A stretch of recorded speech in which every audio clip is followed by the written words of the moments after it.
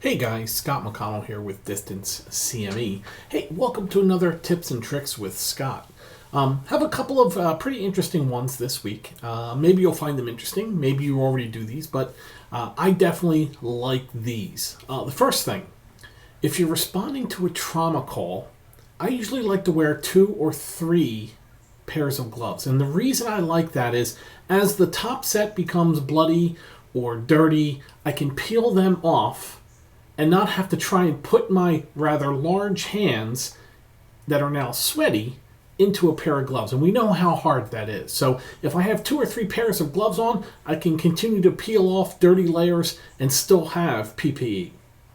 Right? Second thing, a lot of people say, well, you should carry a pen, you should carry 2 pens, one for the patient, one for you, disinfect your pens.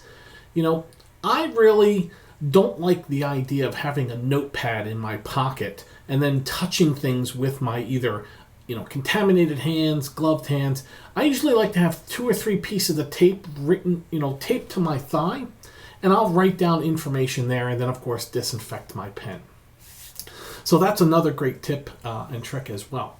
Finally, last one, I promise. Guys, I just want to say, take a moment when you arrive on the scene, regardless of how frantic people are and everyone is upset and running around. When you arrive on the scene, take a moment to get the big picture before narrowing in on your patient. Is there something dangerous to you? Is there something dangerous for your patient? Do you want to wait for law enforcement before you go into the scene? So really, the point I'm trying to make is try and get the overall big picture before you wander into the scene. And breathe. Especially for the new people out there. Breathe. 2 or 3 seconds while you gather your thoughts is not going to make a difference to patient care.